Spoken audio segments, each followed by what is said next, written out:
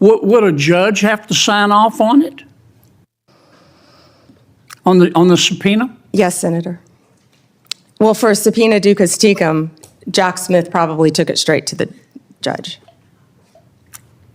Now, the phone companies, particularly their general counsel, if they're worried about civil liability, even with a subpoena to get the phone records of a sitting United States senator. Did I mention it was a sitting United States senator? Yes, Senator.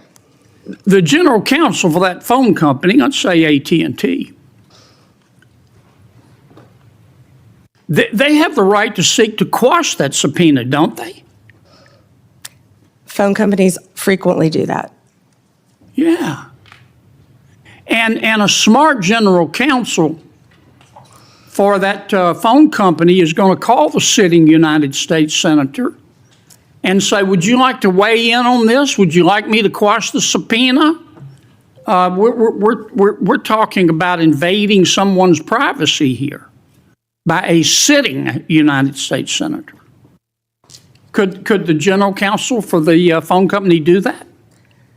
Well, Senator, if they believe that a crime could have been committed, they could not tip off the person who committed the crime.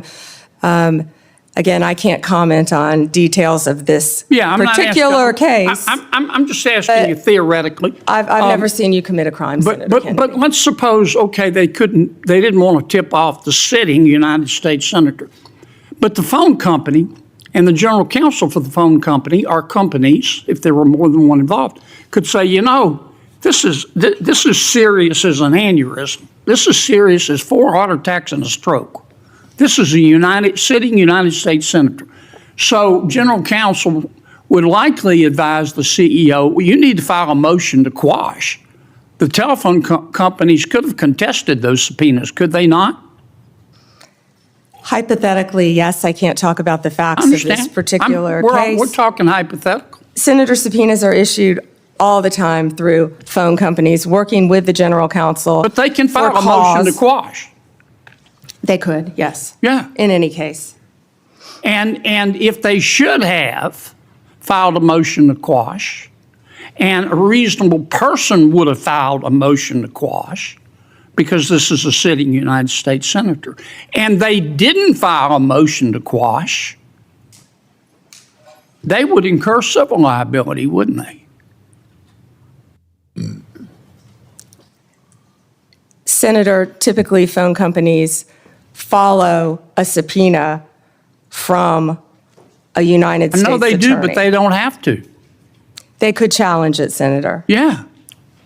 And if they don't challenge it, they better have a damn good reason. Right? Right? Senator, I can't talk about the facts of this particular case. This is just a hypothetical. In general, hypothetically, Senator, maybe they didn't recognize any of the names of the 8 sitting United States senators.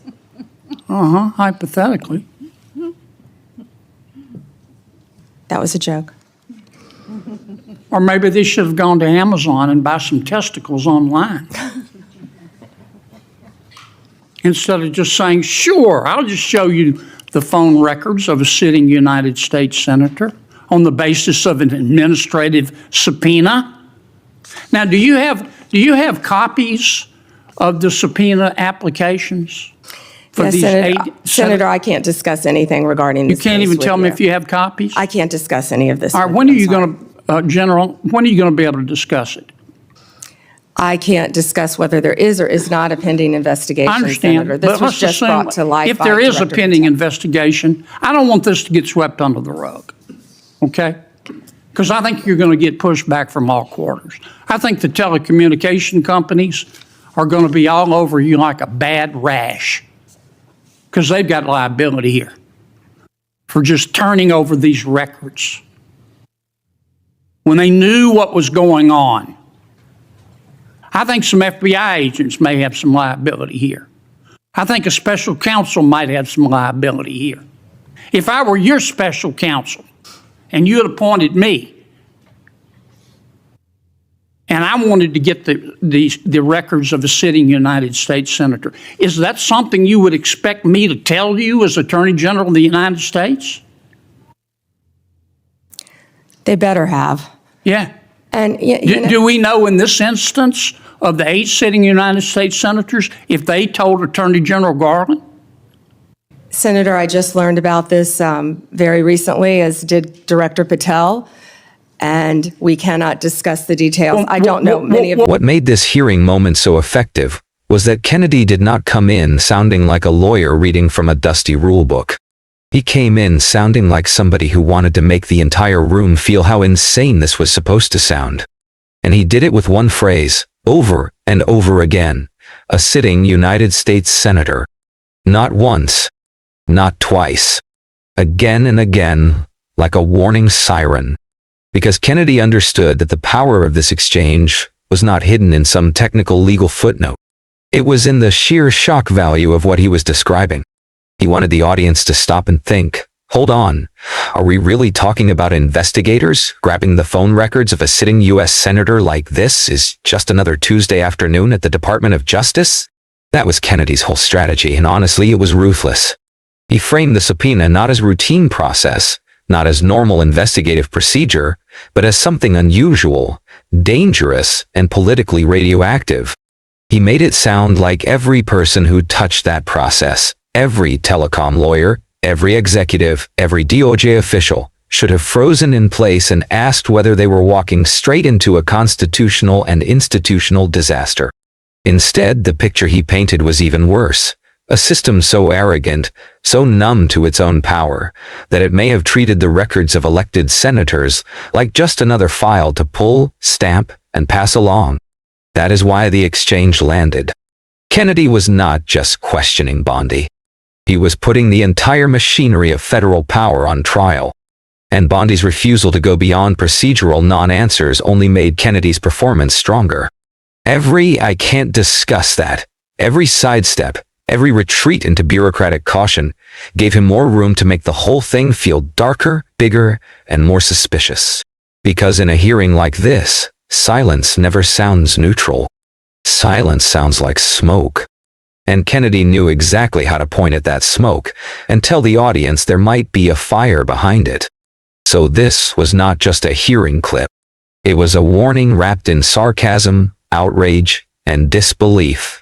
A moment designed to make viewers ask whether the people with the most power in Washington have gotten far too comfortable crossing lines they should fear. Well, maybe we ought to get Attorney General Garland here. Do you know if the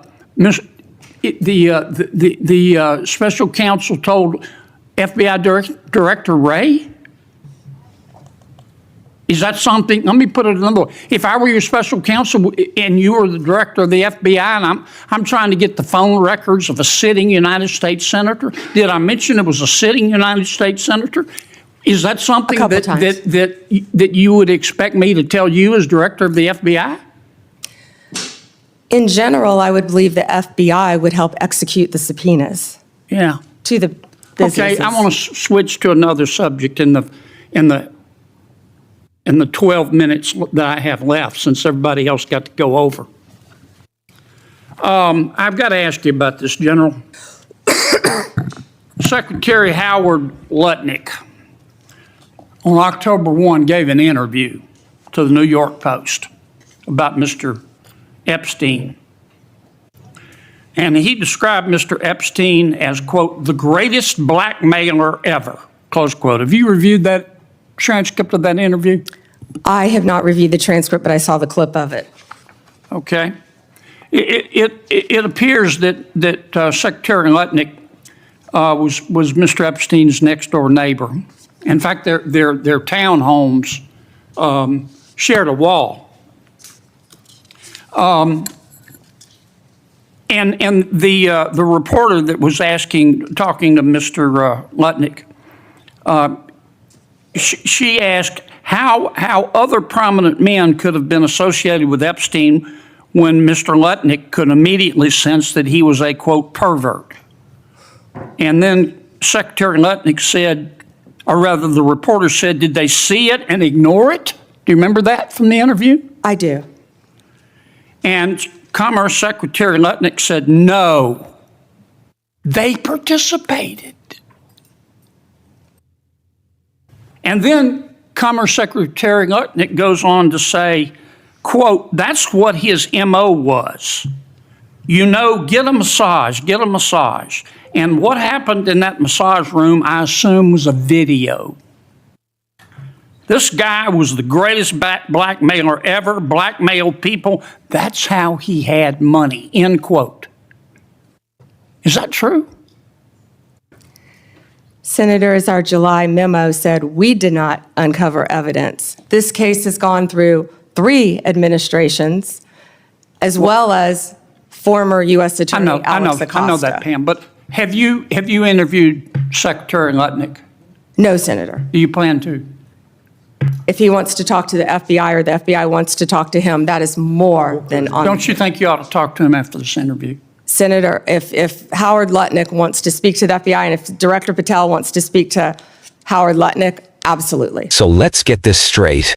When it comes to grabbing the phone records of a sitting United States senator, the system apparently knows how to move fast, stay organized, and execute subpoenas like it is just another day at the office. But when a cabinet official goes on record saying Jeffrey Epstein was basically the greatest blackmailer in modern memory, hinting that powerful men participated and suggesting there may have been video leverage involved, suddenly everybody in authority develops amnesia, caution, and a deep respect for doing absolutely nothing. Amazing. And that is exactly why Kennedy's questioning hit so hard. He was exposing what looked like 2 completely different Justice Departments. One that can act with breathtaking confidence when the target is politically powerful and inconvenient, and another that turns timid, passive, and almost allergic to curiosity when explosive Epstein allegations get dragged into the light. Kennedy was basically asking the question every viewer at home was already thinking. If Howard Lutnick is saying things this serious in public, why on earth would the FBI not want to talk to him immediately? Bondi's answer was the classic Washington shrug. Well, if he wants to talk, and if the FBI wants to talk, then maybe. Translation. Don't hold your breath. That is what made this moment so revealing. Kennedy was not just grilling Bondi on facts. He was exposing an instinct problem. A government that looks fearless when power is aimed downward or sideways, but suddenly becomes very delicate, very procedural, and very helpless when the trail starts getting close to elite circles. And once viewers see that contrast, the damage is done. Because now the hearing is no longer about one subpoena or one interview. It is about whether the people running the system only know how to be aggressive when it is safe. And that is why this hearing matters so much. It was not just about one subpoena, one witness, or one carefully worded non-answer. It was about a system that looks bold when it targets power in one direction, then suddenly turns timid when the questions get too dangerous, too embarrassing, or too close to the elite circles that protect each other. If you believe moments like this deserve real scrutiny and not media spin, make sure to subscribe, like this video, and share it everywhere. Support the channel so we can keep cutting through the excuses, exposing the double standards, and calling out the corruption that too many powerful people hope you never notice.